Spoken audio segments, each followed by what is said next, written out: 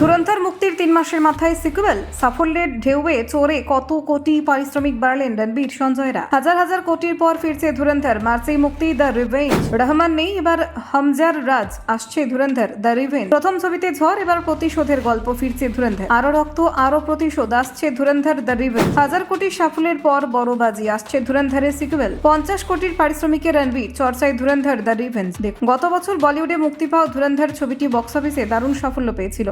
মুক্তির পর থেকে ছবিটি দর্শকদের মধ্যে ব্যাপক সাড়া ফেলে এবং অল্প সময়ের মধ্যে বিশ্বব্যাপী হাজার কোটি টাকার ক্লাবে নাম লিখিয়ে নেয়। অ্যাকশন, নাটকীয়তা এবং শক্তিশালী অভিনয়ের জন্য ছবিটি বিশেষভাবে প্রশংসিত হয়েছিল। 2025 সালের ডিসেম্বরে আদিত্য ধরের পরিচালনায় প্রেক্ষাগৃহে মুক্তি পেয়েছিল ধুরন্ধর। ছবিটির গল্প মূলত আবর্তিত হয়েছিল অক্ষয় খান্না অভিনীত রহমান বালোচ চরিত্রকে ঘিরে। রহস্য, গুপ্তচর বৃত্তি এবং সংঘর্ষে ভরা এই চরিত্র দর্শকদের মধ্যে বিশেষ জনপ্রিয়তা অর্জন করে নিয়েছিল। প্রথম ছবির বিপুল সাফল্যের পর খুব দ্রুতই নির্মাতারাই দ্বিতীয় পর্ব তৈরি করার সিদ্ধান্ত নেন। সেই ধারাবাহিকতায় এবার মুক্তি পেতে চলেছে ধুরন্ধর দ্য রিভেঞ্জ। প্রথম ছবির মাত্র 3 মাসের মধ্যে সিকুয়েল নিয়ে আসা হচ্ছে, যা নিয়ে দর্শকদের মধ্যে প্রবল আগ্রহ তৈরি হয়েছে। তবে দ্বিতীয় ছবির গল্পের ধাঁচ অনেকটাই আলাদা হতে চলেছে। প্রথম পর্বে রহমান বালোচের মৃত্যু দেখানো হয়েছিল, তাই নতুন ছবিতে সেই চরিত্রকে আর দেখা যাবে না এবং নতুন গল্পে চরিত্রকে কেন্দ্র করে এগোবে। ধুরন্ধর দ্য রিভেঞ্জে মূল চরিত্রে দেখা যাবে রণবীর সিংকে। তিনি এই ছবিতে হামজা নামে একটি শক্তিশালী চরিত্রে অভিনয় করেছেন। গল্পে দেখানো হবে কিভাবে জসকিরত সিংহ রঙ্গি থেকে সে হামজা হয়ে ওঠে। চরিত্রটি অতীত এবং বর্তমান মিলিয়ে এগোবে ছবির কাহিনী। একই সঙ্গে দেখানো হবে কিভাবে সে লিয়ারি অঞ্চলে নিজের আধিপত্য প্রতিষ্ঠা করতে শুরু করে। এই ক্ষমতার লড়াই এবং প্রতিশোধের গল্পই ছবির মূল আকর্ষণ হতে চলেছে। ছবির নির্মাতাদের দাবি, দ্বিতীয় পর্বটি প্রথম ছবির তুলনায় আরও বেশি হিংসাত্মক এবং তীব্র হবে। অ্যাকশন দৃশ্য, সংঘর্ষ এবং রক্তারক্তি ছবির বিভিন্ন অংশে গুরুত্বপূর্ণ ভূমিকা নেবে।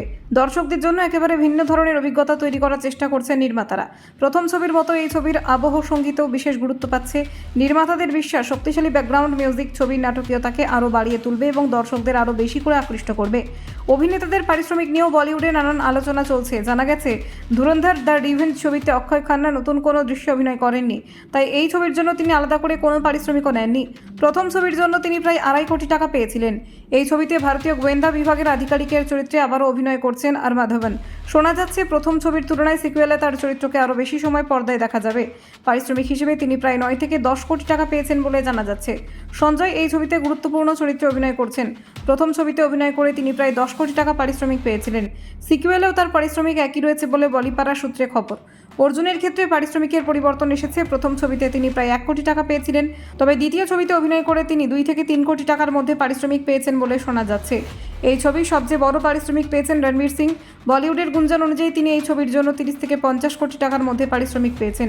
পাশাপাশি ছবিটি বক্স অফিসে ভালো ব্যবসা করলে লাভের অংশও পেতে পারেন তিনি। এখন দর্শকদের নজর রয়েছে মার্চ মাসে মুক্তি পাওয়া ধুরন্ধর দ্য রিভেঞ্জ বক্স অফিসে কতটা সাফল্য পায় এবং প্রথম ছবির মতোই বড় রেকর্ড গড়তে পারে কিনা। ব্যুরো রিপোর্ট, নির্ভীক বার্তা।